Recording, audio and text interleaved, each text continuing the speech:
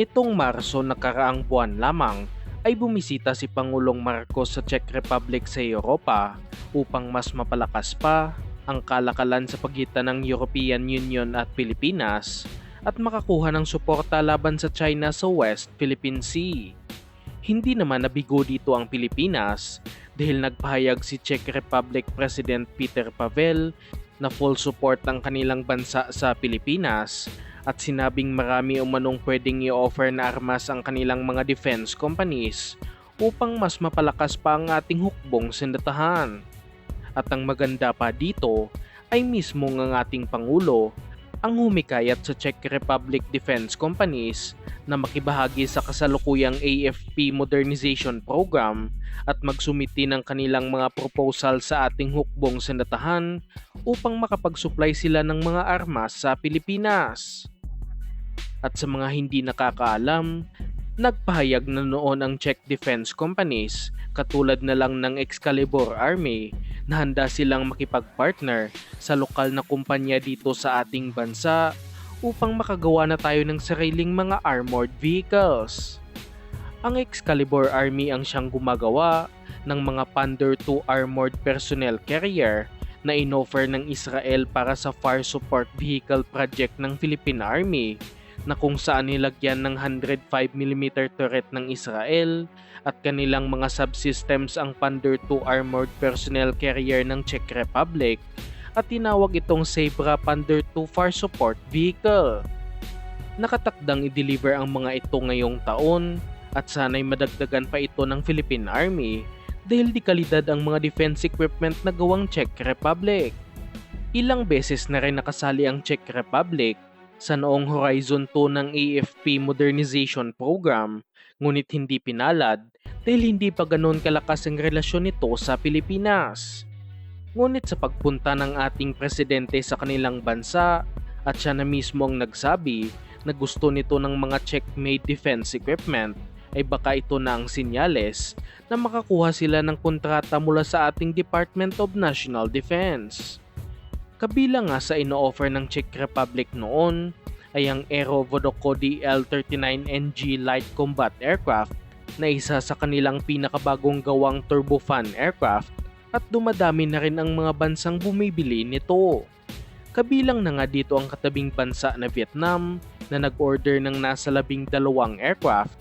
na may tinatayang halaga ng nasa lagpas 6 billion pesos.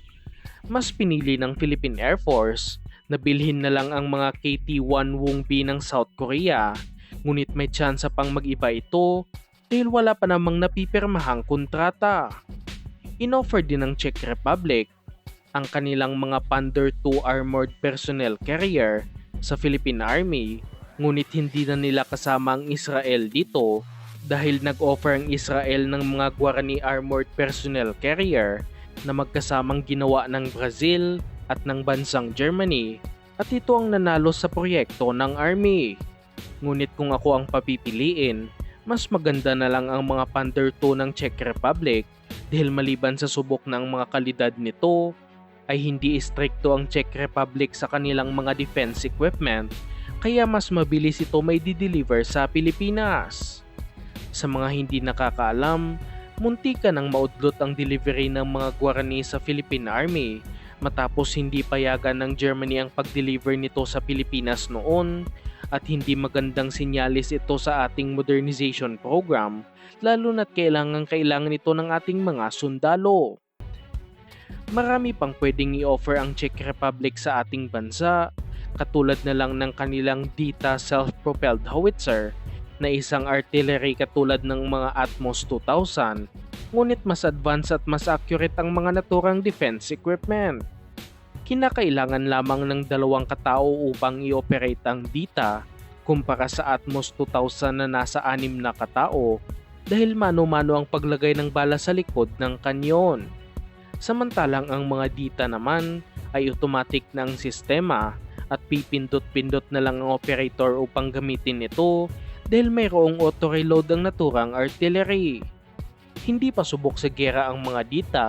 hindi katulad ng mga Atmos ng Israel, Ngunit hindi rin magtatagal ay malalaman din ang kapabilidad nito dahil nag-order ang Ukraine ng nasa 9 na ganitong units. Kapag naging maganda ang performance nito sa Ukraine, ay aasahang dadami ang customer ng Czech Republic sa naturang defense asset, kaya dapat maging mabilis ang Pilipinas sa pagbili nito. Dapat nang samantalahin ng Pilipinas ang kagustuhan ng Czech Republic na mag-supply ng mga armas para sa ating hukbong sandatahan at magkaroon ng technology transfer upang magawa ng Pilipinas ang mga defense equipment katulad ng Pandar II na magiging malaking upgrade sa capability ng Philippine Army. Hindi lang din ang Czech Republic ang nag-offer ng technology transfer sa Pilipinas, kundi pati na rin ang bansang India dahil nagpahayag ang Indian Defense Company na Hindustan Aeronautics Limited ng kagustuhang makipag-partner sa lokal na defense company sa bansa. Isa na nga sa pangunahing produkto ng nasabing defense company ay ang mga HAL Tejas Multirole Combat Aircraft na kasalukuyan nilang ino-offer sa hukbong sandatahan sa kanilang susunod na proyekto sa AFP Modernization Program.